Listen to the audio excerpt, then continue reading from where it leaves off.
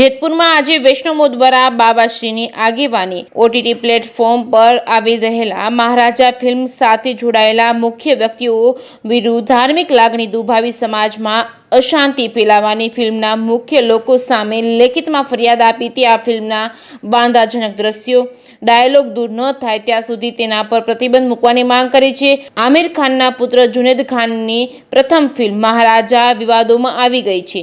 આ ફિલ્મ વિરુદ્ધ આજે જેતપુરના પુરુષોત્તમ ધામ હવેલીના આશ્રય બાબાશ્રીની આગેવાની વૈષ્ણવ સંપ્રદાયના ભાવિકોએ એક લેખિતમાં ફરિયાદ સિટી પોલીસને આપી છે। આ ફરિયાદ મુજબ આ ફિલ્મ ભગવાન શ્રી કૃષ્ણ અને આચાર્ય વલ્ભાચાર્યના આ વંશજોને ખરાબ અને વ્યભિચારી બતાવવામાં આવ્યા છે અને આ ફિલ્મ સાથે જોડાયેલા લોકોએ ઇરાદાપૂર્વક વૈષ્ણવો અને સનાતન હિન્દુઓની લાગણી ધાર્મિક દુભાવવાનો દુષ્કૃત્ય કરે છે અને ભારતના ઇતિહાસની આ પહેલી ફિલ્મ છે જે ટ્રેલર વિના ખુફિયા રીતે એક ષડયંત્રના ભાગરૂપે સિનેમાઘરોમાં રિલીઝ કરવાને બદલે ઓટીટી પ્લેટફોર્મ પર નેટફ્લિક્સ દ્વારા રજૂ કરવામાં આવી રહી છે। આ ફિલ્મ રિલીઝ થઈ તો પૂરા હિન્દુ સમાજ આક્રોશિત થઈ જશે, જેથી કાયદો અને વ્યવસ્થા બગડવાની પૂરી સંભાવનાઓ છે। તે માટે આ ફિલ્મ સાથે જોડાયેલા લોકો સામે આઈપીસી 1860ની સેક્શન અને 153A 295A 505 અને 34 મુજબ ક્રિમિનલ ફરિયાદ નોંધવાની માંગ કરી હતી। આ ફિલ્મની તપાસમાં સામગ્રીની કાયદેસર અને યોગ્ય તપાસ થઈ જાય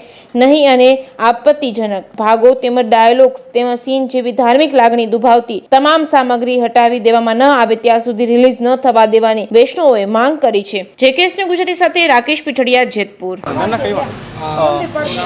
જયસુખભાઈ પાદરિયા, હું અહીં એફઆઈઆર નોંધાવવામાં આવ્યા છે। જે આ ઓટીટી પિક્ચર જે દ્વારા મહારાજા પિક્ચર દ્વારા જે હિન્દુ ધર્મને આવું એકદમ હીન બતાવવામાં આવ્યો છે એના વિરોધમાં અમે આજે અહીંયા એફઆઈઆર આપી છે અને બધાને તમારા મીડિયાના માધ્યમથી જણાવવાનું કે આનો સખત વિરોધ કરે, કારણ કે આગળ પણ આવી રીતના પિક્ચર પીકેમાં શંકર ભગવાનને એ લોકોએ બાથરૂમમાંથી દોડતા બતાવ્યા છે। એવા ઘણા બધા એવા છે પિક્ચરો કે જે આ દ્વારા આવું હીન કૃત્ય કરવામાં આવ્યું છે અને જો આ રીતે કાંઈ નહીં અવાજ ઉઠાવીએ તો હજી આગળ પણ આવું આ લોકો કરશે। અમારે માંગ એ આ બેન જ થાય પિક્ચર, આજ સુધી તો હતી 16 તારીખ છે આજે તો બેન નથી, પણ આગામી દિવસોમાં પણ આ પિક્ચર બેન જ થવી જોઈએ, એનો સખત અમે વિરોધ કરીએ છીએ।